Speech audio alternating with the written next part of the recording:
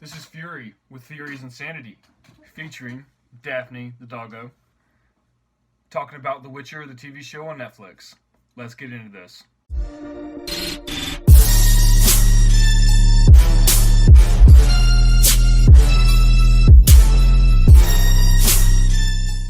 So, I binge watched The Witcher in 24 hours. It's pretty good. Alright, let's go over the basics. If you're a fan of the game, I feel like you will definitely be a big fan of the TV show. It has its issues like every show, but I feel like in general it's really good. It's well developed. It's got that very dark, gritty look that the Witcher series has for the games. It's got that very dark, emotional feeling that the books give. I've only read a little bit of the books. I don't actually own them. I intend to read them in the future, but I've heard they're really good, and I really enjoyed the Witcher games, especially the third one, as everybody that's played it does, from my understanding. But it has a very dark, gritty look and tone. I feel like that definitely plays in the favor of the producers because it allows them to keep it darker, atmospherically, and literally. So a lot of the scenes are a lot darker, so they can play around a lot more with the details and stuff and not worry as much about slight details. So from my experience and knowledge of producing videos and movies and stuff, it really does help because then you don't have to pay as much attention to detail in certain areas, so you can save money and time and resources in other things. Especially for a lot of the scenes where there are the evil creatures.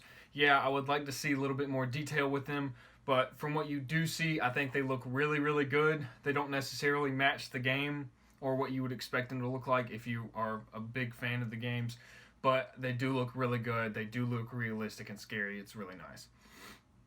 Talk about the casting. The casting, for the most part, was pretty good. Henry Cavill as Geralt. At this point, I cannot see any other actor I've ever seen before playing Geralt at all. I think Henry Cavill captures Geralt's emotions. He captures the look almost perfectly, the voice almost perfectly, the interactions almost perfectly. He is what I imagine Geralt of Rivia being. Rivia. Sorry, whatever. He was the perfect choice for this. I cannot imagine anyone else doing that. He really conveys the emotions you would think that Geralt would have, and it's just there. It's perfect. Yennefer looks a little different than what I've expected her to be as a fan of the games. I feel like that casting choice was pretty good. No real complaints there. Her storyline is definitely really cool. We'll get to that in a second. But the three main characters I care about, four main characters I care about, Yennefer, Triss, and Ciri. Ciri is young in the first season, as you would expect her to be.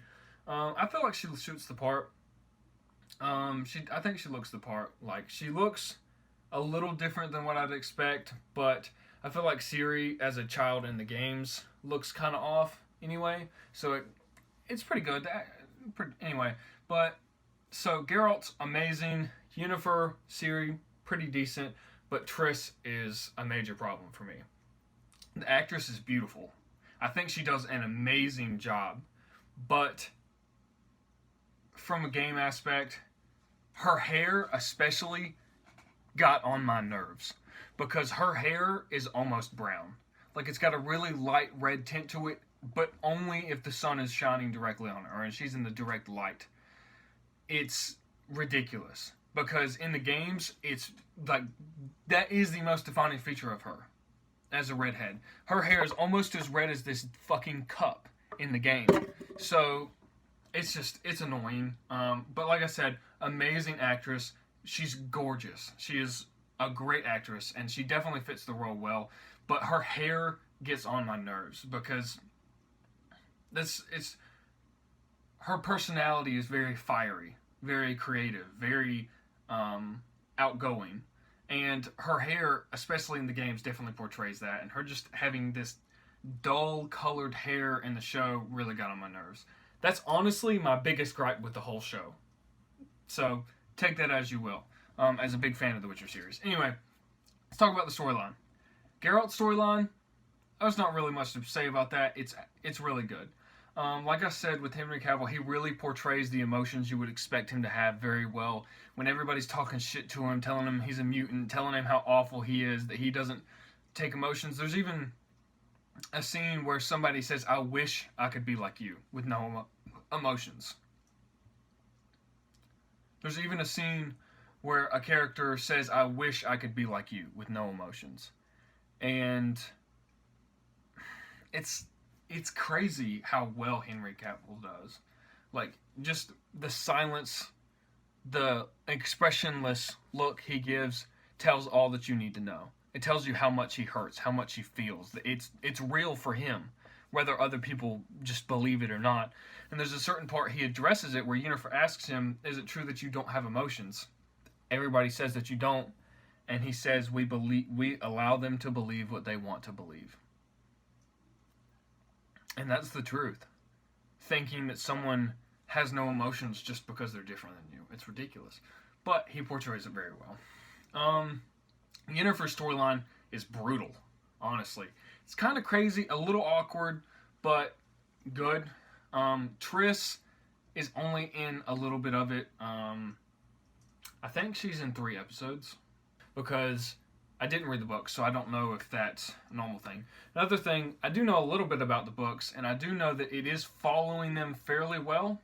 There's a lot of things that I did not think they would show in this show. I thought they would skip over timeline-wise, and it was very incredible that they did do some of the key moments. For instance, the genie with Geralt and Yennefer, them having the conflict of whether they actually love each other, stuff like that. It was really cool to see that. A lot of brutal stuff, but I mean, it's good. The action's really good. The choreography's really nice. The graphics are really good. The attention to detail. A disclaimer, when you guys watch it, there is a lot of time lapse, which means that none of the characters are in the same timeline unless they're in the same scene together. Geralt's storyline, Ciri's storyline, and Yennefer's storyline are the 3 characters that you follow during the first season, and all 3 of them start off at different points in time, different points in their life. And then eventually, at the very end, their timelines all meet up. At the very last minute of the show, all 3 of those characters come together. Well, obviously, Geralt and Yennefer are together at certain points of time, but once they split up, the timelines are off again. So it's kind of crazy, but it's also really nice and refreshing to see this. They do it in a really nice way where a lot of other shows that have tried to do this really mess up and leave a lot of plot holes. It is kind of confusing, so that's why I'm telling you now, so that you don't get confused or turned off by this, especially for people that aren't as familiar with The Witcher. But it is a really good show. The casting was good for the most part, great for the most part. The story and plot development was great. The character development was amazing. The creatures were really good. One of my only gripes about the creatures is the fact that there weren't a whole lot of them. It showed dragons. I can't even tell you the names of all of them. They're weird. They're Witcher names, so it's a weird universe. But they showed a few creatures, but they definitely don't show you the depth, the density of the creatures in the universe. Like, they do the Monster Hunter thing, where whenever he goes to a town, there's almost always a bounty to kill these creatures or whatever. But they don't show you, okay, well, if you go near the lake at night, there's these drowners. I forget what they're called. But you know what I mean? Where in the Witcher universe, there's a lot of monsters in the world, so people tend to stay in their more enclosed environments, cities, towns, and stuff to protect themselves, especially during the night. But it's a very good show. I definitely recommend checking it out. If you didn't understand that by the fact I binge watched all 8 episodes, 8 hours within a 24-hour period, it's definitely worth checking out. It's definitely enjoyable. Just go in with an open mind and just have fun with it. It's a very fun show to watch. I enjoyed it. I might watch it again, do an in-depth review. I definitely want to finish The Witcher 3. It's definitely a game that I recommend playing. I've only got about halfway through it. Third person's not my thing, but The Witcher 3 is an amazing game. It's very fun and enjoyable, and I need to go back. I haven't played the DLCs yet either, so. But that will pretty much do it. If you like this video, if you'd like to see more reviews and commentary, like, comment, subscribe. Let's talk about it. If there's anything you loved, hate, or want to see in it, let me know. I'm definitely excited for Season 2. It sets it up exactly the way I thought it was going to, exactly the way I predicted. So, anyway. So, this is Fury with Fury's Insanity and Daphne the dog, signing out until the next video. Catch you there. This video was sponsored by Your Mom. If you'd like to find out more information, contact 1-800-YOUR-MOM.